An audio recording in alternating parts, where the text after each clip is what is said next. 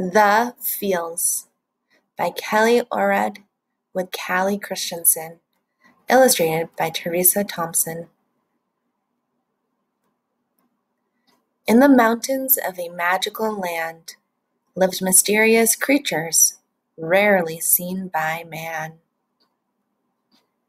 Each one was different, none were quite the same, each learning and living and growing each day. One fine day, while strolling through the land, Yeti noticed a creature that she didn't understand. Alpaca seemed strong, seemed grounded and at peace. There was something about him that Yeti longed to be. Yeti looked at Alpaca and felt so at ease. She said, "You seem so calm. That's how I want to be." Alpaca looked at the mountain and began to smile. "I grew with each step while walking the miles. In the mountain I learned all about myself. I met my feels. I learned how they needed help. Now I take care of them and they take care of me. We live together in harmony." Yeti knew in that moment what she must do. The mountain was calling her to take this journey too. Words over the door, mountain in the center. Let's read them out loud to let Yeti enter. I take a deep breath. I feel it go in, then breathe out, and my feet sink in. Arms up like the mountain, feet grounded below. I'm ready to look inside. I'm ready to know. The door creaked open and revealed a long, dark hall. Wind billowing out. Now Yeti wasn't sure at all. She stepped inside, and the door slammed close. Now the only way out was to follow the road.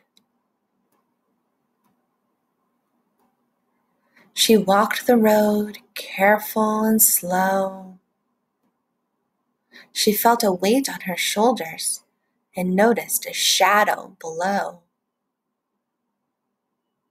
She looked to the left and jumped with a shriek.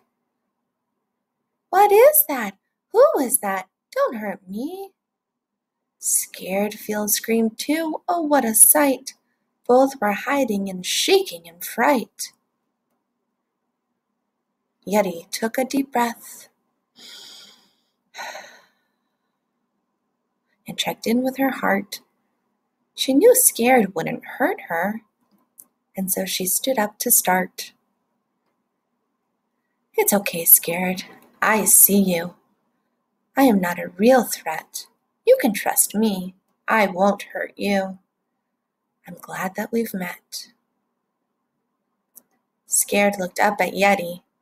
"But how do I know if I am safe or in danger just because you say so?" Yeti scratched her head. She had to think. Once you calm down, you can do a few things. Check in with yourself. Listen to the voice inside, or find a safe person with whom you can talk or confide. I see that you are here to give me protection. Thank you, Scared Feel, for showing me the direction. Scared took a deep breath and became small again. She would still be there to help every now and then. Yeti walked on down the road, and the ground started to shake. The mountain was rumbling. The walls started to break. As she rounded the corner, she saw a big field, and she knew right away what was the deal. This was Mad. Her face was hot. She pounded the walls and was throwing rocks. Just then a rock flew her way, and ow! Hey, you hit me with that. You should really calm down. Mad yelled out loud. I won't listen to you. Don't even try to tell me what to do. Yeti felt a big whoosh. Her head felt so hot. She wanted to yell, to hit, and throw rocks. She took a deep breath. She counted to 4. 1, 2, 3, 4. And walked closer to Mad and threw rocks at the floor. She kept taking deep breaths and calmed down her thoughts until they were both throwing rocks at the same spot. They started to laugh and began to play. They both forgot what they were mad about anyway. I am here inside and have a job to do. I protect a friend. That's important to you. Thanks for seeing me and letting me pout, for throwing rocks and breathing in and out. Head that way. I'm sure you will find your friend on the road. Thanks for being so kind. So Yeti continued, walking down the path. She heard a familiar noise, and it was not a laugh. In a cave, she followed her ears. She saw Sad, curled up in a corner, crying big tears. The ground shook with her cries. The walls wept too. Sadness was so big, she didn't know what to do. Sad made her feel down. It was hard to see her so blue. She needed a friend to help her get through. She took deep breaths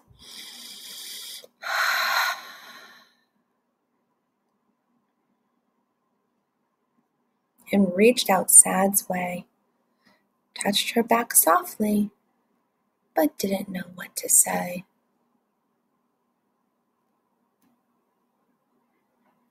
Sad turned around with tears in her eyes. Yeti opened her arms. They both hugged and cried. Sad could barely talk, but Yeti knew there were things that hurt her, and she needed love too. Sad whispered a secret in Yeti's ear, then pointed her onward, waved, and disappeared.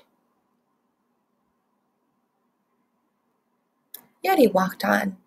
She felt close to the top, but the road seemed long, and she didn't know when it would stop. Her thoughts started to race. The end wasn't in sight.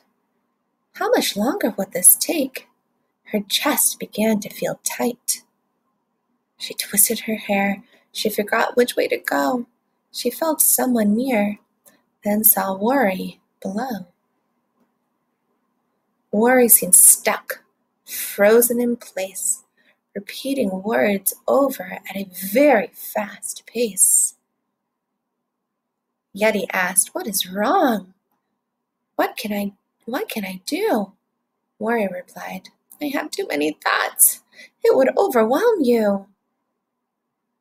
Let's slow down. Let's figure it out. One thing at a time, and we'll feel better, no doubt. They each took a breath and sat side by side, wrote it all out, and got organized.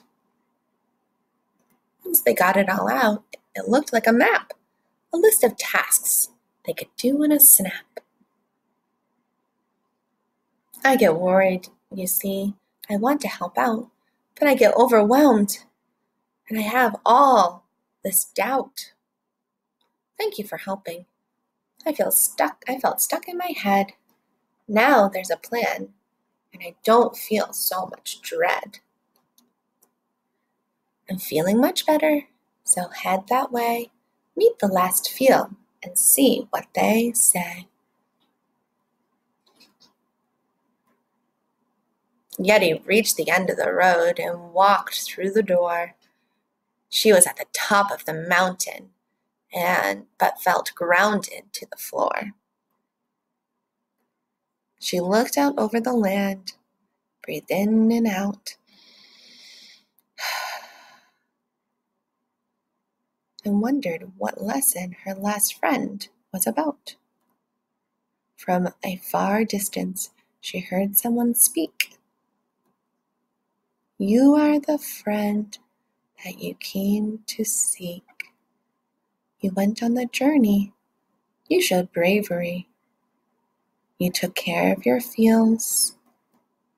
Now you're calm as can be. I've taken this journey, gone far and returned, each mountain different, but there has been something I learned. I can see you have started. You climbed this mountain today. Now you found calm, and you are well on your way. Yeti felt so proud. She had done quite a deed. She took care of her feels and gave them what they need. She looked over the mountains, felt grounded and calm. Yeti said these words again with her hands palm to palm. I take a deep breath, I feel it go in, and I breathe out, and my feet sink in. Arms up like the mountain, feet grounded below. I'm ready to look inside. I'm ready to know. The